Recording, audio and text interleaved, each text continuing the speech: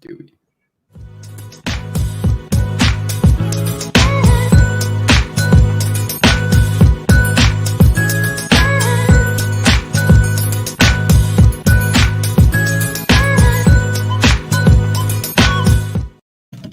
All right. Once again, back here on the 5280 Basketball Insider. Joining me today is Santi Rico and Michael Squires. He It's did a it pleasure to again. have you guys here again. And, go ahead, Santi. I'll let you take it. All right. Yeah. I mean, you might as well just toss it to me for the intro because every time you say Santi Rico, it just buries me. It's Santi Rico, and it's my pleasure to be back. Handsomest sports reporter on this side of the Rocky Mountains. I'll send it over to Michael, almost McKinley. Yeah, it's your boy, Michael Squires, back for our second show. And it's great to have you guys here. I'm real happy that you guys are here. And, like I said last week, we had a great show, and we did our thing, and I'm happy to have you guys with me because without you guys, none of this would be possible. So again, thank you guys for being here. And, let's just jump right into it. Okay. So the first thing we're going to talk about, obviously, we got the Jazz here tonight. That's the biggest and foremost problem that we got. Obviously, the Jazz are on an 11-game winning streak, and it's up to this Denver team to get them to where they need to be so we can stop this, streaking Jazz team. And my first question to both of you is, what have we seen in these previous games on this road trip that we just finished up, and that could probably set the tone when we meet Utah tonight in the Pepsi Center? And what could we do positively to, set the tone in our favor? All right. I guess I'll go. The Jazz are a problem. They have inside defense. They have outside defense. Donovan Mitchell is a scoring machine. Michael Conley is a scoring machine. Who else do they have there? Joe Ingles. I mean, just like a ridiculous amount of outside shooting as well as post protection. So I think the biggest thing we have to do is lock down on the outside and make sure that Rudy Gobert is, boxed out on every shot that they take, because he's going to be rebounding as hard as he can. And we got to keep him away from the board so that we can, get our offense in. Michael? Yeah, everything he said. And on top of that, a major factor that this game's going to come down to is going to be high pick and roll defense. They really kill us with that. They don't really change it a lot, especially late down the stretch in games. If we don't defend it properly, we usually approach it two different ways. First way is we have Nikola Jokic sag off, which is the worst way to play it because he's in no man's land, and we usually see a lot of alley-oops to Rudy Gobert or uncontested threes. So what we need to do is hedge, where we have Jokic come out and make sure he puts a body on that point guard, make sure he's not running free, and then running back to the paint and make sure that our wing defenders are rotating properly. If we do that and make sure that they're taking contested layups versus uncontested three-pointers or uncontested dunks, alley-oops to the basket, then we might have a fighting chance winning tonight at home. I think it's today. I believe it's at 1:30. Yeah. And I agree with both of you guys. You guys made valid points. I think that as long as we can stick to the fundamentals of basketball, we play good defense, we get out in transition, and we make it happen, then really there's no reason that we shouldn't be able to hang with this Utah team. Now, the thing that we do have to take into account for is Donovan Mitchell. Obviously we've seen him go head-to-head with Jamal Murray in that 7-game series last year. We all remember it, And I guess the next question to both of you would be, how do we stop Donovan Mitchell? And if we can't stop him, how do we contain Donovan Mitchell? I'd say we really can't stop Donovan Mitchell. There's not anybody on this team that I think can guard Donovan Mitchell. He's so, tiny and agile, explosive as well. So he can shoot from outside and he can get to the rack in less than a second almost. The guy is so fast. I don't know how we can contain him necessarily, but we're just going to have to, as Michael said, watch the pick and rolls because he's going to be darting out of those. So the hard hedge is a good idea. You got to put a body on him and slow him down as much as you can rather than letting him build up his steam and find the play that he wants to make. But I don't see us effectively containing Donovan Mitchell. I think he's going to have a great night against us as he usually does. But I'm hoping that we can figure something out, that Malone draws something up. But other than that, Yeah, I don't I see totally, nothing. I agree with Santi on that one. He's a scoring machine. He's every bit of a max contract player. He's hard to defend. He can shoot the three. He can finish at the basket. He has a mid range. He shoots good, high percentage free throws. So there's really no formula to stopping him. There's no stopping him. You can only hope to slow him down. I think we should start with Gary Harris on him.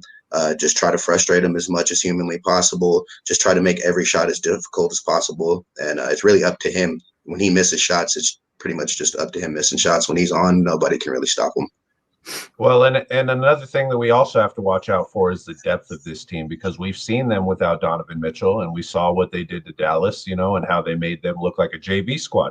So one thing that we have to make sure that we're going to do in this game, in my opinion, is we have to, like I said earlier, set the tone. If we don't set the tone early in this game and we let the Utah Jazz come into our building and run the ball, get out and do their thing, then that's a recipe for disaster in my eyes. And I think that if we have any chance of winning this, then that can't happen. So really, what kind of coaching decisions do you think Malone's going to make to, better suit this team? Like, what is the first thing that you think he thought of whenever he was, sitting down to look at the film and, make his adjustments for this game specifically?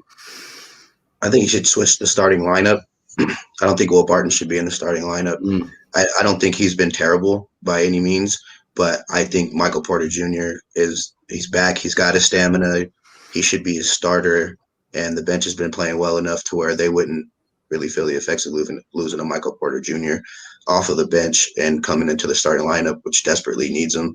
If you look at the plus and minus differentials from even our games that we won, the Mavericks game to be specific, none of our starters had a positive plus or minus differential. It was all the bench, and we need a boost in the starting lineup for sure, because they're keeping us close, but it's really the bench that are winning us games.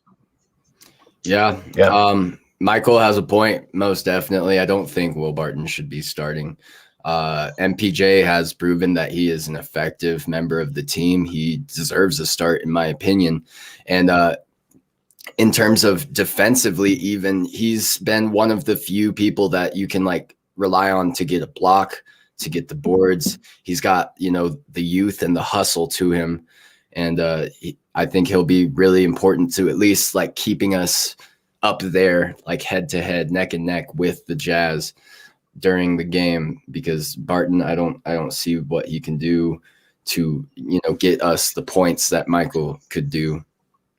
I think one of the biggest drawbacks, though, also with starting Michael Porter Jr. is those ridiculous fouls he's been getting around the 3-point line when people are shooting, not giving them the landing space or hitting them in the arm while they're shooting. And they have a lot of shooters. So if he can rein that in and not just, if he learns how to close out and contest shots properly, then he won't even be a liability as a starter at all. Yeah. So it's safe to say for both you gentlemen that you guys think that MPJ is a solidified starter in this NBA then, right? Yes.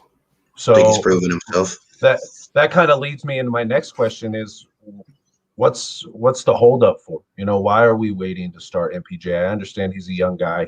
He doesn't have very much playing time in this NBA, but as it all, comes together, it seems to me like Michael Porter Jr. is, a finished product, or not a finished product, but a product that you can put on the floor and he'll contribute positively for this team. And I'm just wondering why Malone has decided to hold out on him for so long, and what you guys think about that. Okay. I can see where Malone is coming from, taking him from the bench, because he scores a ton. I mean, he's an excellent sixth man, so to say, but I think he could start even better, because he's basically the only 3-point shooter that we have on this team. Pure can make that shot just about every time that we see. And JaMychal Green has been making them too. He was disappointing me earlier on in the season, but at this point in MPJ's career, I think he has to start, because if you're holding him on the bench when he is, almost a star caliber player already, you're hindering his further development. And I can't really, understand why Malone wouldn't want to start him, because he gets blocks, he gets rebounds, he runs the court, he has hustle, and he has energy. And, sometimes we just don't have that on this team. So you need to have him out there with fresh legs as much as you can. Yeah, I absolutely agree. He's a starter in this league on almost any team you could think of. There's not many teams that he'll be coming off the bench for. It's really Michael Malone and his interesting decisions. I'm not going to say he's a bad coach, but there are decisions that I disagree with. I don't, wholeheartedly agree with every decision that he makes. There are rotation decisions, minutes choices that he decides that I sometimes question, but he's the one that at the end of the day that has the difficult job of making those decisions at that high level. So I'm just being patient with it, and maybe he knows something that we don't. But it looks like Michael Porter Jr. has a stamina. He's conditioned well enough. I just don't see why he's not. But maybe there's something else going on within the organization that we don't know, information that we're not privy to. And so looks like we lost Santi here for a second. He should be joining back in. Yeah. And here he is. So my question to you guys now, you brought up Michael Malone. You brought up his, maybe he knows something that we don't know. I just kind of want to feel you guys out and see, what are your thoughts on Malone? Like, how do you think he's doing in his time here? How has he brought this team along? Obviously, from outside view looking in, it looks like the Nuggets are a good basketball team, and we even made it to the Western Conference Finals. But is that enough do you think Malone is the coach to take us all the way? Do you think he's the guy that's going to make us win an NBA championship? That's really my main question to you guys. That is a very hard question to answer, because I don't know. I really can't say. He's done a lot with this team. He's developed it a ton from when he came in, and we have, we basically changed the culture of the team. We have so many young players, like just a ridiculous amount of, halfway to 20 or halfway through the 20s kind of players. And I think we can use that very well, but Coach Malone, I don't know if he has that, fire in him. Like, I'll say in the Spurs game that we lost on Friday, like, to me, that came down to coaching. It felt like it was Pop versus Malone. And when I put those two next to each other, I think Pop's going to win every time. I mean, Pop is one of the best in the NBA of all time. There's no doubt about that. But I think you have to be an excellent coach to go all the way. And usually you'll fall short of those goals if the coaching and the players aren't there. But I think we have the players. So it's really like, I think this season is defining for Malone's career, because if we don't make it into the playoffs, much less the conference finals, I mean, I don't know. I think we would have to at least one up ourselves from last season to say that he's still positively contributing to the team. Wow. That's pretty controversial, man, because basically what you're saying is, if we don't make it to the conference finals, then this season is a loss, which I'm not saying it's a loss. I'm saying it's a mark on Malone. Yeah. But I don't know. For me, on the other side, I think that we don't have the players. I don't think the talent's there from an athletic standpoint, from a defensive standpoint.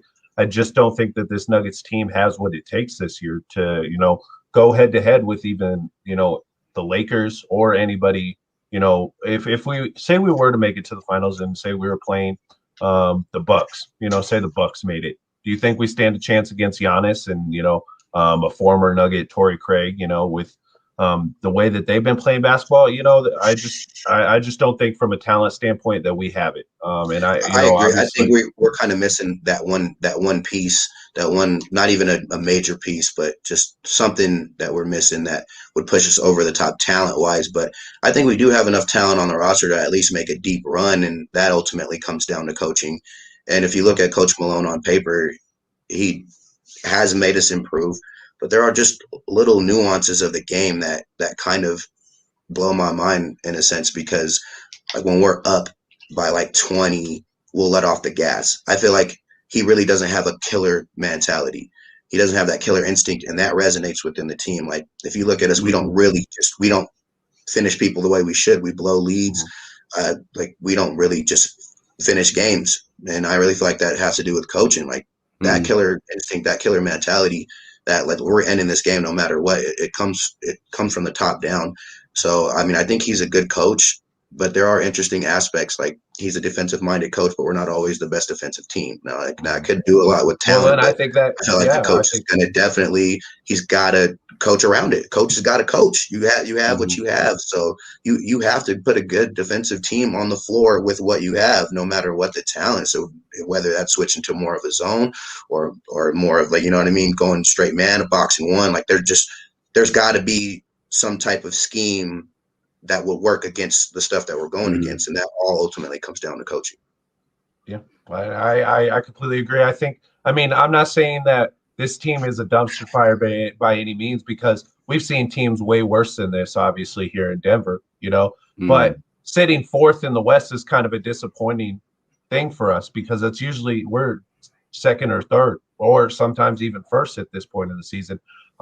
Matter of fact, I just saw something pop up on my Facebook memories. 2 years ago, we started off 35-15 at this time of the year. So we just have to kind of, it's a different NBA right now. And I think that if the Nuggets can hone in and, focus on what they need to improve and gradually get better, and by the time the regular season comes to an end, then we shouldn't have a problem, man. We really should be a well-rounded basketball team, and we could make a run for it. I just don't think that unless we go out before the trade deadline and find someone that is going to, add that extra I guess you could say, to this team, then there's really not anything that I've seen so far that makes me believe that this is a championship caliber team. And, I'm not going to, say that anybody who doesn't think that is wrong. But I think at the end of the day, we have to really open up our perspective about this Denver Nuggets basketball team.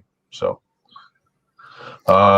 looks like we got Dylan coming in with a comment, and it says, we are 3-1. The Jazz. I'm sorry, I can't really. I think he's talking about the playoffs last year. Oh, okay.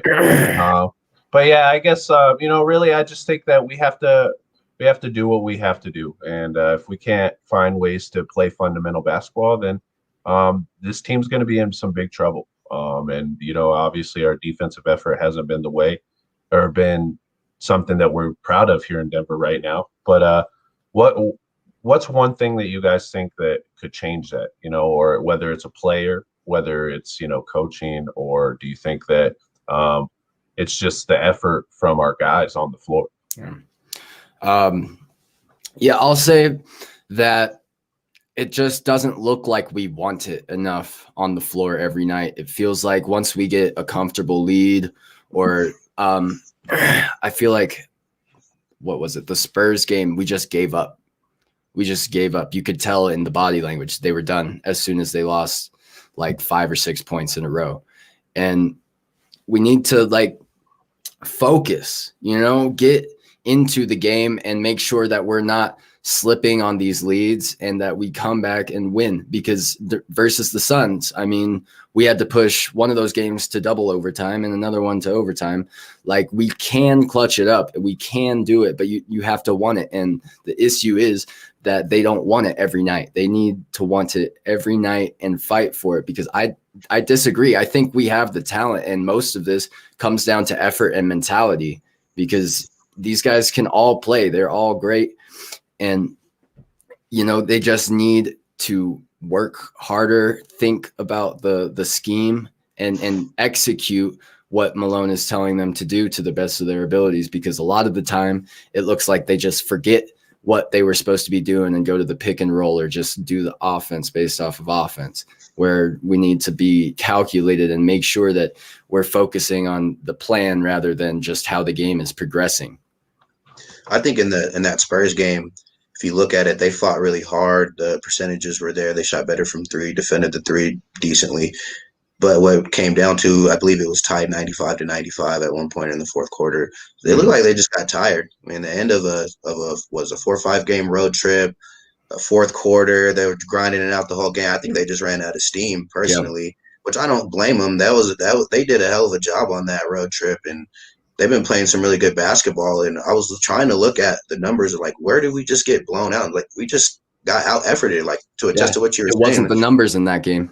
Yeah, it really wasn't the numbers. Like we played a decent game. They went on the final run to close it out at the end of the game, and the effort's not going to be there if they're gassed. They don't have the legs for it. There's not really much that they're going to be able to do at that point. They fought about as hard as they could to get back into that game, and then just the well-coached Spurs team at home. They had young stars going off. DeMar DeRozan put 30. Was it John, whatever his name is, Murray, DeJounte Murray, he was going off. Keldon Johnson was going off. And like they were just hitting timely shots, and just they looked like they had fresher legs than we did towards that last stretch of the game. Yeah, no, and everything you both are hitting it nail on the head. So another interesting comment, and I want to see what your guys' thoughts on this. Dylan comes in. Our defense hasn't been good because Barton messes up the flow of the starting rotation. Now, how do you guys feel about that statement right there? I could agree with that. His on-ball defense isn't really good. He does get a lot of chase down blocks, and he protects the rim slightly well for a guy who's kind of undersized, but his on-ball defense, he gets blown right by, and that puts the rest of the defense in a rotation situation where they're scrambling, and then people get confused, which honestly shouldn't be the end of the world for us. And that's another thing we need to improve on is our communication during rotations. If something breaks down, people need to know where to go. Yeah, I agree. Barton is not the best perimeter defender, and he's mostly playing small forward or some sort of combo guard. So he's guarding the people that are on the perimeter, and usually he's not doing a great job of that. He is a source of a lot of breakdowns. And as Michael said, the communication on the breakdown, because once it breaks down, it looks like we're totally lost and we forgot how to defend entirely. So I think it is important to have like a strong defense for the first few possessions to make sure that everybody's communicating, everybody's working together. And Barton is sort of a liability in that chain, so to speak. Well, and we've talked about, replacing or effectively replacing Barton with MPJ. And do you think MPJ would be better at the things that you guys are mentioning? Or would he kind of, slow us down in that department?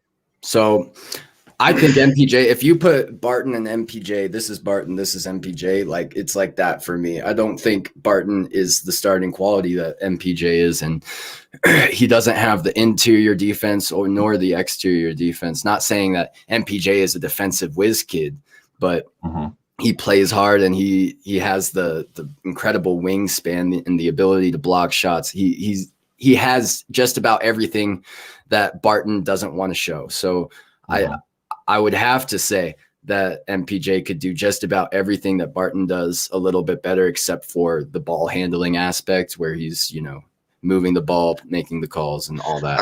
I would say Barton doesn't do one thing in particular better than Michael Porter Jr. He's not going to score more than him. He's not going to out-rebound him. He may out-assist him, but like that's a toss-up. That's in the air. The defense is about the same. So I just feel like the upside that you're getting with Michael Porter Jr. is way higher than what you're getting with Will Barton at this point in his career. We know what we're getting, and Michael Porter Jr. is only ascending from this point. All right. Well, and now, we know I'm going to kind of switch the tone here to a different position. I want to talk about it real quick because it's kind of been bugging me since this happened. So after the game on obviously we lost to San Antonio. So after the game, Jamal Murray was asked if he was okay because of like the injuries he's been battling. And he came out and basically displayed a laundry list of all the things he's going through, said he could barely walk, said his hip was hurting, his shoulder was hurting, had the bruised elbow. And my main question, and I really want you guys to get into this one because I'm fired up about it. Why is he still playing? Why are we not resting him and getting this dude healthy for the regular or for the postseason? I know it's early in the season, but why is he on the floor when Monte Morris is playing the way he's playing? Go, Michael. I am flabbergasted to say the least because I don't know if whoever read my article, go check it out if you haven't, but I've highlighted in there that we have enough talent on the bench to let him rest properly, and we'll probably still win a good amount of games while we're doing that. So it's beneficial for us in the long run as a whole because I don't think we'll suffer short term. And I think long term, he'll come back and be that scoring presence that we need in the starting lineup, because let's face it, Millsap is inconsistent. If they continue to go with Barton, he's inconsistent. Gary Harris is inconsistent. So you're really only depending on Jokic and Murray in that starting lineup to put up points. So you need him. If that's the role he's going to be in, then he needs to be there at 100% to be able to put up 20, 30 points a night. I think he's averaging under 20 points a game. Like, that's not going to get it done. So until he is able to get back to 100% and put in his contribution and do his job as a scorer, because he's not known for his defensive prowess. So we need him to do what we gave him all that money to do. We need him to put up numbers. Yeah, and I mean, we talked about this last week. He needs to rest. There's no point in playing a guy that is obviously as injured as Jamal Murray is currently. He had a good week, I'll say that. He actually impressed me this week. He was shooting decently, and he was making a lot of the layups and making plays, but like, you can tell that he's tired and his body's starting to give out on him. When I saw him try to close out on it was Keldon. Oh, yeah.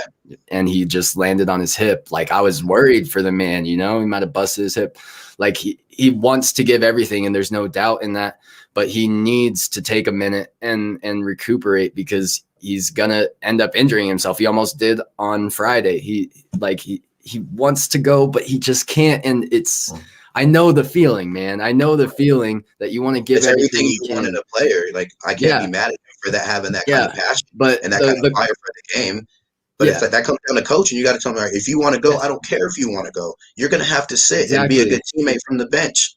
Yes, as a coach, you have to be able to tell a kid when he's gonna be messing his own chances up, because you can want to give everything and still not get anything back because you're doing it injured. You're doing it with something on your back. Like, you have to take a minute and recuperate and then give it everything, because if you're giving it 50% and that's your everything, it's still not enough.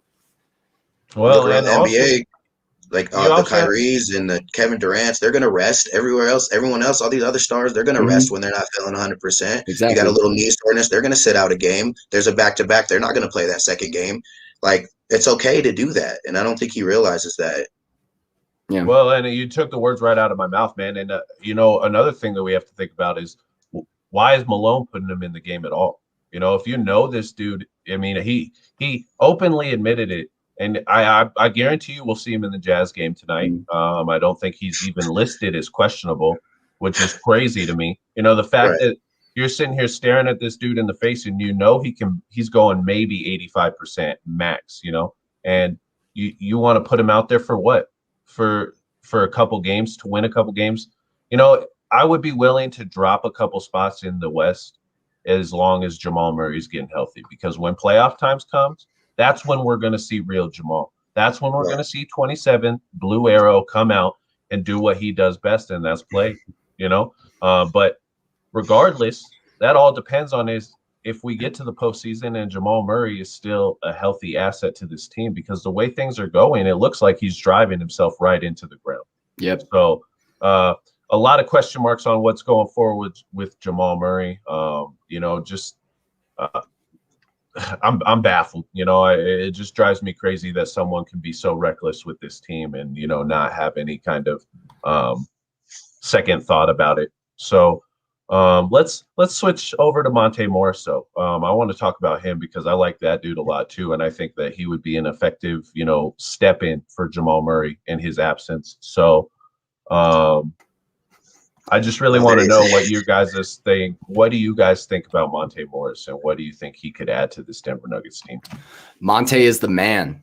Mm-hmm. Monte is the man. He is the perfect man to step into the role that Jamal has.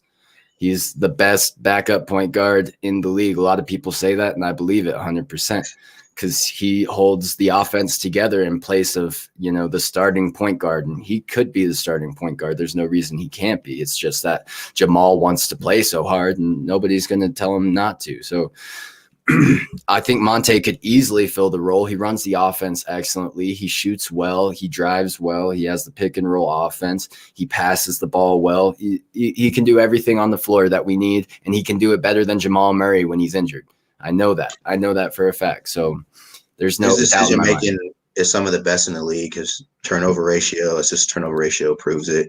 And I think he brings a different dynamic to the game. When he is in the game, he's allowed to run the offense full speed. And Nikola Jokic can be more of a traditional big man instead of having to push the ball up the floor every time. Monte Morris can come up with no problems. He can make the right pass. He's going to shoot it. He also gets the long rebounds too. I think is something that people really underestimate about him, is like he tracks the ball down and goes get to long rebounds. He helps the big man out in that aspect. He's a starter in this league, but we're deep at that position to where he has to come off the bench. But I mean, he could easily start.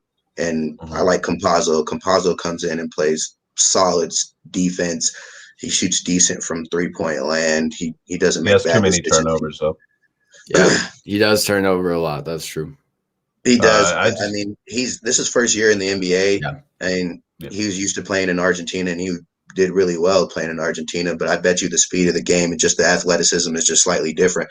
Guarantee you, the more he plays and the more he adjusts to the game, the speed of the game, he's going to be a valuable asset come playoff time. Yeah, Campazzo, I agree. Yeah, it's just the speed of the game because you can tell, you can see where he wants to make these plays. It's just he makes it just a second too late. So he turns over the ball and he makes a pass into a defender's arms. So he just needs to put more trickery and have the game slow down, and that just takes time at the upper level.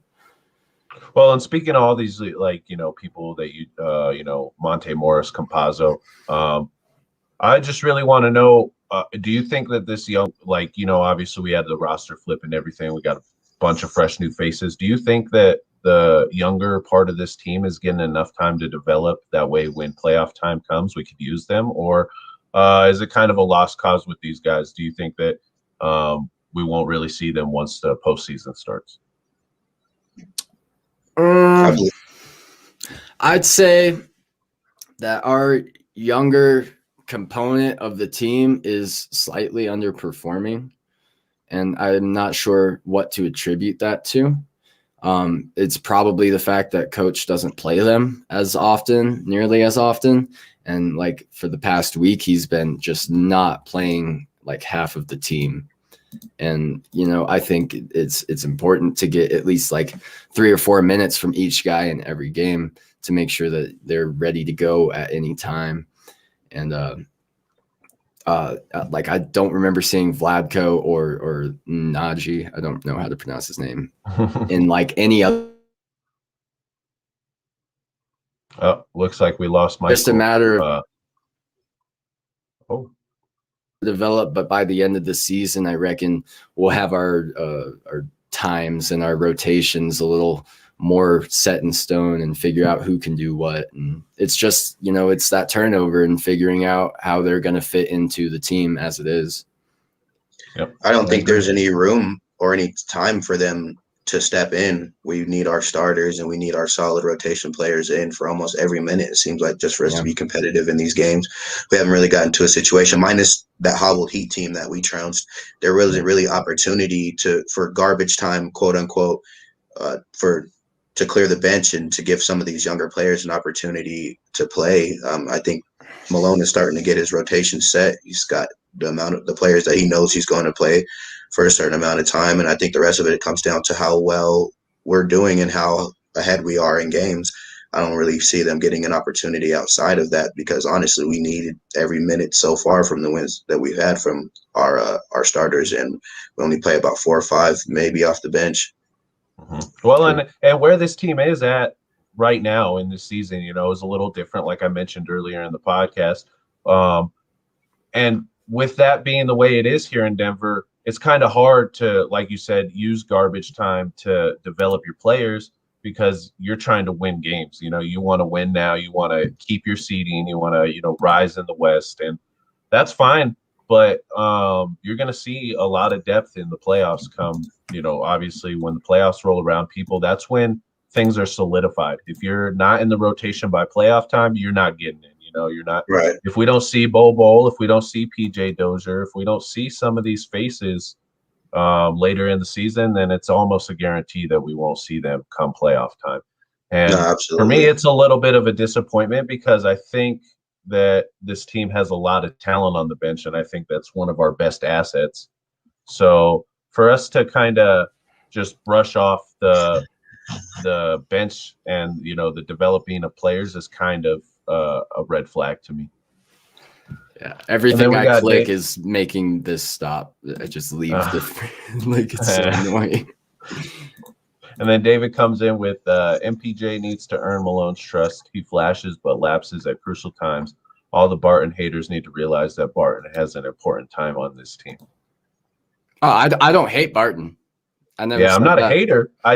We need more. This is the NBA or this is a Western Conference championship playing team from a year ago, and he was on that team and he played well throughout that whole span. And what happened? What changed? That's all I want to know. And my thing is, like, he's got a decent salary cap. Like, he takes a decent hit off our salary cap. So for what he gets paid versus his performances, he's definitely underperformed his contract by far. And I just think the upside that MPJ provides is just better. If they're both liability at defense, I want the guaranteed bucket. My MPJ is a bucket. Mm-hmm. Yeah. And Jamal Murray at 100% bucket. Nikola Jokic bucket. And they're getting paid max contract money because that's where they're at. Mm-hmm. Yeah, and that's a good point, Michael. Is we're like capped out almost. We don't have a lot of space in for what we're getting with Barton and even Millsap for the contracts that they're on. It's kind of ridiculous, and we can't be that flexible with who we want to sign when we have guys taking so much money that don't contribute, an equivalent amount worth that money. Oh yeah, I know what you mean. I follow a few Nuggets groups, and a lot of people do say he's trash. He needs to be traded. All that. He's not trash. He's an NBA player. He made it in the league. I mean, We're sitting here behind the keyboard talking like it's easy to lace him up and go start for the Denver Nuggets. Yeah. He's definitely not trash. You don't just stumble into the NBA, but he's just underperforming, and it's just difficult to see that because Will Barton from a few years ago, he had an awkward style, but he was putting up numbers for us. So it was easy to forgive some of the bad decisions he made, but now he's just been on the opposite side, the side of the streaking. And some of the blame might be because, this is, like I said multiple times, this is kind of disappointing so far for this Denver Nuggets team. And when things like that happen to sports organizations, we've seen it here with the Broncos, we've seen it here with the Rockies, people find a scapegoat, and they're going to, and Will Barton might be on the back end of that, scapegoat. People are probably just trying to find an outlet. And I don't think it's him. I don't think it's anything to do with him. I think that, there's multiple things that this team can do better to, make it a more rounded team. But because Will Barton is not, necessarily, like you said, performing to his money, it's just kind of easy to pass it off on him. And I think he'd be a solid contribution off the bench. I think versus another person's second string, another team's second string, he'll probably do pretty well. He'll do pretty decent along with the studs we already have that have been performing pretty well. I've been looking at the plus or minuses from the last 6 games, and it's our bench that's been going positive. It's our starters that I think only one game, the Heat game, is the only game where all of our starters had a positive plus or minus differential. Other than that, even in our wins, it's been the bench that have had the plus or minus differential. So the bench is playing well. I don't think he would mess that up. I think the swap of him and Michael Porter Jr. from the starter to the benches would actually just improve both. I think it would make us better as a team. Yeah. And just on top of that, it's rarely like one specific thing that you can point to that's the reason for all your problems. And Barton is not that thing. It's a combination of everything. So I just think Barton is underperforming. That's it. And nonetheless, the Nuggets still set at 4th in the West. We're not in a bad spot. Yeah, we're spoiled. Right. Exactly. We've been spoiled lately. And, I just think that people need to kind of take a step back, let this year play out a little bit more. And obviously, if we start losing chunks of games, then, I get it. Throw up the red flags, whatever you think is right. But as it is, like I said, we're sitting 4th. We just finished up a road trip, 5-1, losing against the Spurs only.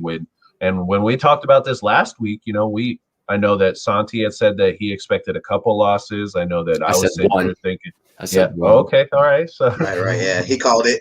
Yeah. Shout out to him. Shout out to him. Yeah. Well, I thought it would And, come against the Mavs, but it came against the Spurs. Well, regardless, you were right. So, I just think that this team has a lot to offer, and if we can, just be patient with them and let them mold into the kind of thing that they need to be, then there's really no reason for us to worry. I think that once Jamal Murray gets healthy, once MPJ finds his role on this team, which if MPJ comes into the lineup and plays the way we expect him to play, then let me tell you something, the NBA is in trouble because this Denver Nuggets team will be coming for just about anybody, We'll have an organic, self-built big three. We didn't have to cheat it. We didn't have to trade away our whole draft load to get it. Dude. Yeah. All draft picks. We drafted them, we molded them. That's one thing I love about the Nuggets is that we don't sit out here and buy these championships.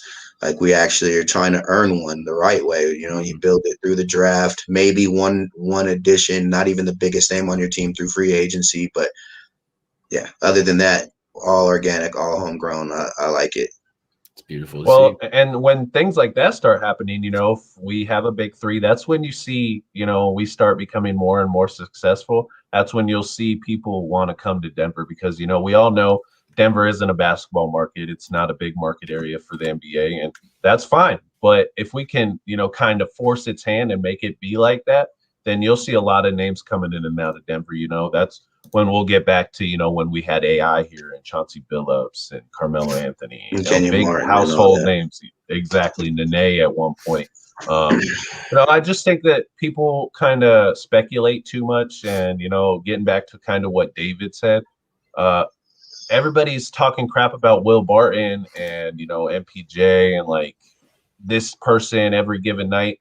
Just like I say, I think that it's too early. You guys, we're spoiled here in Denver. We want to be a winning team, but for you guys to sit here and put blame on everybody and anybody on the team, you're not being real to yourself. You're not being real to this organization. And I think there's no place for it. So, no, that's right. It's pretty unrealistic for sure because we haven't even won championships. So for us to be so spoiled, it's just because of the progression that we've seen throughout the past years. And I think that's where the entitlement is kind of coming from is that like, all right, we've been kind of dominating the West, which is, well, not dominating, but we've been up there in the West, which is pretty loaded, pretty stacked with talent. Teams are pretty deep. So for us to be ascending over the past few years in the West, I think is where that's coming from. Yeah.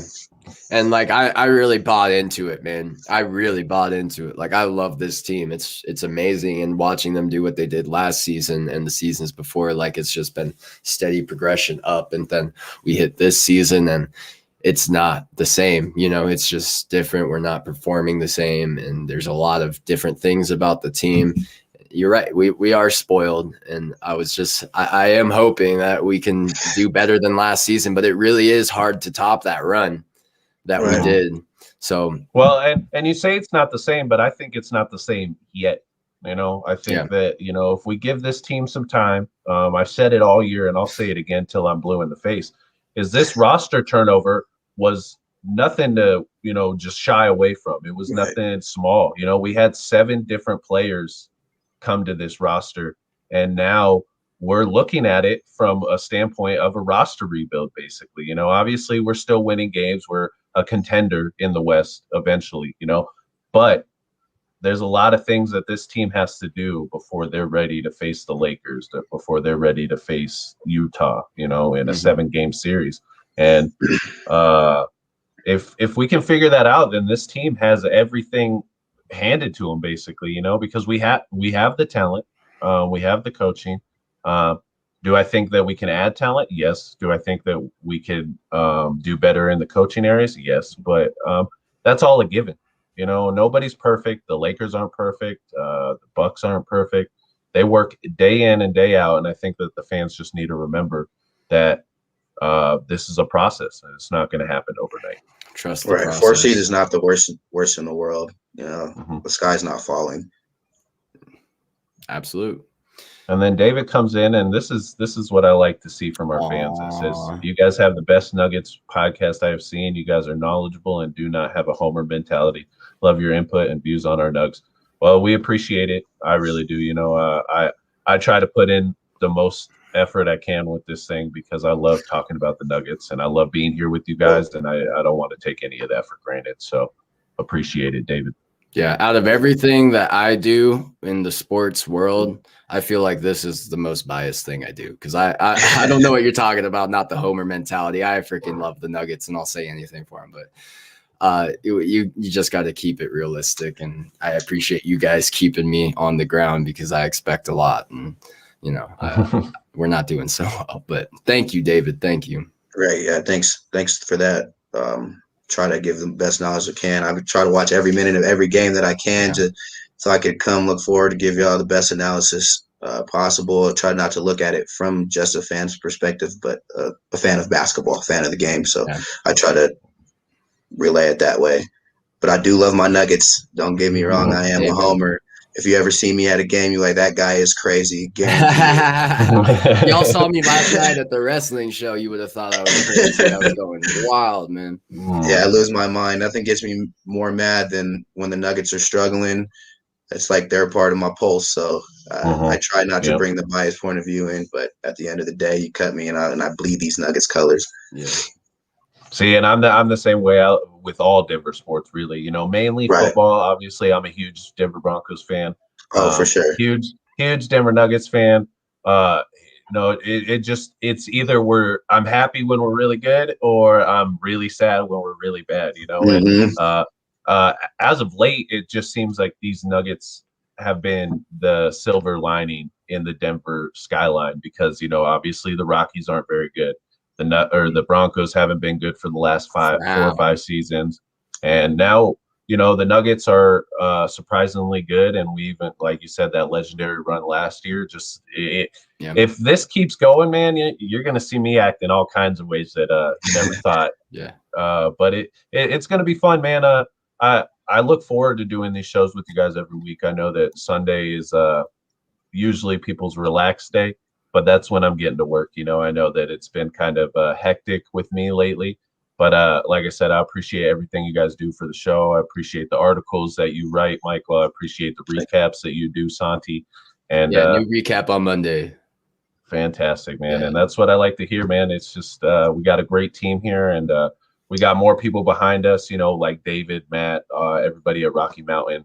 There's no way we could do it without any of those guys, so hats off to everyone here at Rocky Mountain. So we are getting towards the end of the show. I know that we got about 15 minutes left. Is there anything that you guys want to talk about that is maybe, ticking in your head that you guys have?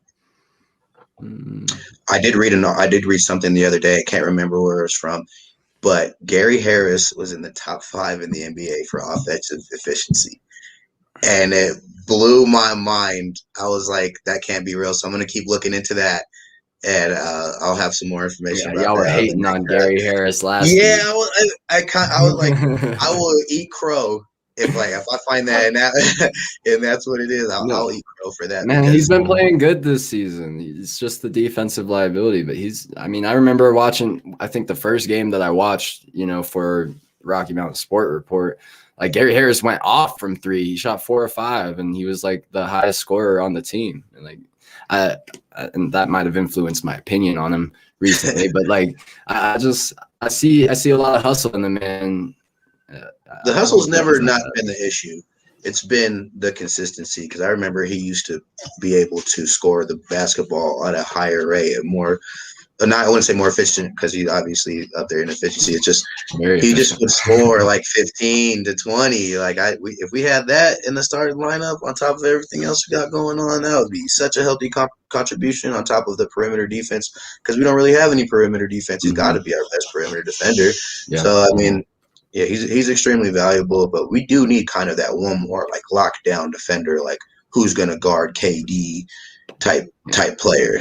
Yeah, for real. It was Jeremy Grant, and I know I keep saying that too, but I really miss that guy here in Denver. I think he was a big part of our success last year. And like you said, if we can fill the shoes that that went away, then I think we'll be all right, because I think Gary Harris is a good player. I think he's been a lot for us. He's done a lot for us, and I think it's kind of another one of those situations where our defense isn't playing very well as a whole. So we kind of have to scapegoat it to someone. And I think Gary Harris is kind of the defensive scapegoat for the Not moment. for me. My defensive scapegoat is Nikola Jokic, man. I mean, let's people in his paint too much. He is a cookie monster, but he still lets them get their shots up, man. He still lets them get their shots up. You can't steal the ball every time. Like the Spurs, he had looked like he got a block, and I think it was Keldon Johnson just muscled through it. Like, yeah, exactly. Yeah, so I see what you mean there. He's body on that, man. Like Michael Porter Jr., he got a couple of blocks in that Spurs game, I think. So, like, you know, he's a better inside defender, and he's a wing player than Nikola Jokic. So a wing player that sits at 6'10". So, you know. Well, yeah. But like he still puts a body on the man. He still reaches up. He still gets his hands on the ball. Like Nikola won't even jump half the time. He can't, bro. I know. That's the problem. He's just tall. That's it. You know. Yeah, he don't get off the ground. He couldn't even get a credit card under his feet when he tries to jump. I kind of want to backtrack too. You guys were talking about Nikola Jokic earlier, or 3-point shooters on this team, and you guys forgot to mention the Joker. You know, like I just he's inconsistent. Shoot threes. Yeah, he's incredibly inconsistent. If his legs aren't under him, it's always short. Like something about that can shoot threes. Yeah, it's something about that high arcing shot that just it doesn't work right. I mean, he's excellent from inside the three. Don't get me wrong there. Like that, if he shoots inside the line, I'm almost certain that it's going to go in because he has that touch. He has the soft touch to the hard touch. But from outside the three, like if he's tired, there's a lot of variability in that shot, and he needs to really get it down because he's clutch with his threes. So no, he hits them. I'm not saying he doesn't. When we need a bucket, he'll go hit a three. You know, he'll go put up 5 in a row for us real quick.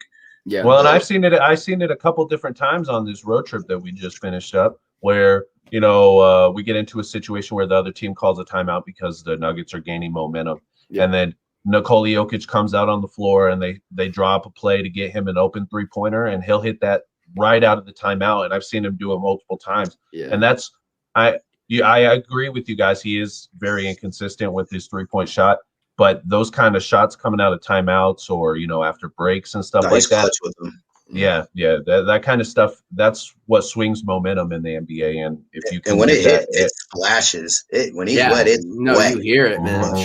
But when it's off, it clanks up, long, ugly rebounds. And I've even seen him, you know, find his stroke, hit 3-4 in a row, you know, but then you'll go minutes without him even. Yeah, that Spurs game was like scary for me because the whole first half, I think he tried like 5 or 6 shots from 3 and he didn't make a single one, but then he found the bottom like really quick in the second. So it's a matter of like hitting those shots every time. And you gotta trust him. And every time I see him throw up that shot from outside, I'm praying just about for everybody except for Michael Porter Jr. I'm glad he does pull him though, because it spaces the floor better.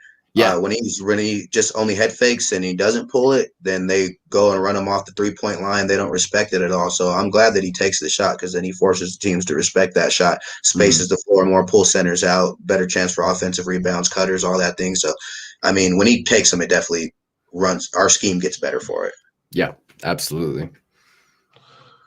Well, gentlemen, it looks like we done talked ourselves dry. So, you know, unless there's anything else that you guys need to talk about that you guys want to get here. I'll propose this.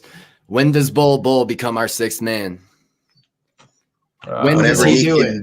Whenever he shows that he can do something, he can do it. He can do it. He just never plays. But whenever he gets time, he looks the most lost on defense when he's in the game.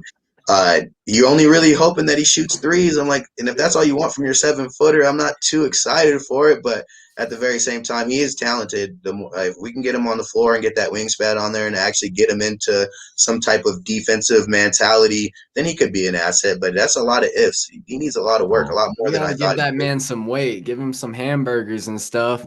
But all right, I will forever stand Bull. I'm never, ever going to give up on the man because he is going to be the best center in the league after Jokic. I know it. Yep.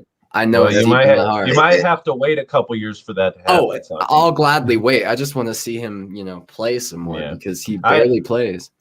I truly don't think we'll see him this season. He's He one of those got his players. shots, I believe, early in the season. They played him, and he just looked atrocious. I know. Oh my gosh, he looked good last year. He looked lost playing against KD, man. Why did they put him on? That was I don't know. I don't know. They just wanted. Malone he just wakes up. Well, that's another one of those coaching decisions. You're setting him up for failure at that point. You're going to put him against the most prolific scorer in the NBA and expect him to play well. Yeah, you want to talk about shot to your confidence? I'm sure he hit up. He's 7 foot hiding behind somebody at the end of the bench. Mm-hmm. But on the other side, if you think about it a little bit, I could see why Malone would do something like that too. The size matchup looks right. Yeah. Well, and maybe he's just trying to get it out of the way. Ease his nerves a little bit. He played the best guy or one of the best guys in the league, and now he doesn't have to do it anymore. Obviously it's not his cup of tea right now. Yeah. But one day, put him in run zone, man. Leave him in the paint. Yeah, that's true. I mean, that would be a good fit for Bobo. I think that's where he's going to excel, is in that 2-3 zone that we see sometimes here. So it just depends. I think he will be an asset one day, but I think we're going to have to wait at least a year. You got to get that untapped potential, man. Man, the way he's genetics, man, he ain't gonna put no muscle mass on. That's it, man. That's about it. He's done. He's done. Right. That's like asking Nikola Jokic to jump. Can't do it. It doesn't work. I believe in him. I believe in him. And Bobo, I did. Last year, he looked a little more consistent. He looked awesome last year. That contract, I was happy for us. I was like, cool. He got a real contract, and we're gonna see some more of them this season. And we put him in, and the expectations were just too high, I think, on my end. I expected for him to just come out and just dominate. But you put him in space, he doesn't have the lateral quickness. He doesn't really move that good. The spot-up three-point shooter and maybe a rim protector if you can keep him down there. But you put him in space, he's on skates out there. True. Well, and you just have to figure out how you're going to play him, because Bobo is definitely one of those players that you have to have a scheme for. If you're not gonna, adapt the game for him a little bit, then you're not going to be very successful with a player like Bobo. And that's true. That's true with anybody, though. You got to be put in your most ideal situation. Unless you're a Swiss Army knife, you don't have every component to your game. Then the coaches kind of have to put you in a situation where it's most advantageous. Right. Well, fantastic, guys. Well, it looks like Santi's getting a little bored, so maybe it's time to get on out of here. I'm not bored. I just it's early. I'm just playing. But on a serious note, it's been another great show. We've been here for 57 minutes now. You guys have, more than given enough information and input on your opinions and stuff like that, and just a lot of great knowledge. And just as a reminder, this live stream will be available also on Spotify, iTunes, all that good stuff. So if you guys can't watch the live stream, it'll definitely be on all those outlets, and you guys can go and just listen to it as a podcast. And that's generally what I do. I like to listen to the show, see if there's any ways we can improve. But like I said, our last video got it got just about 500 views. And, if we can just keep growing that number, man, then this is rock star mentality right here. So right on. Yeah, man. Well, everybody wants to see this. What, you? They just come for of course me, but this. All right, Mr. WWE, let's calm down. Hey, not WWE. It does say starring Santi first in the intro. I did notice that. What'd you say? It does say starring Santi. Your starring? First. Yes. Wow. There we go. That's how it's supposed to say. Hey, I was just trying to be humble a little bit, you guys in the spotlight. I didn't want to put my real talent first, so. I just wanted to get you guys a little, put you in a winning situation before, I claim the top the spot at the top, So Mr. Crispy Clean, he's always winning. Yeah, my eyebrows threaded, dude. Tell me another dude that gets his eyebrows threaded. Can't tell you, man. That's right. And you just said that for 500 viewers. I don't care. I don't care. I'm beautiful, man. Y'all can't talk. Let's go Nuggets. All right, guys. Well, at this time, I'm going to have to jump on out of here. It was a great show doing this with y'all. I appreciate you guys for everything you do here. And as for me, I'm going to say peace, and I'm going to let y'all exit the way you want. All right. Till next time, Nuggeteers. Bless up. Y'all take it easy, man.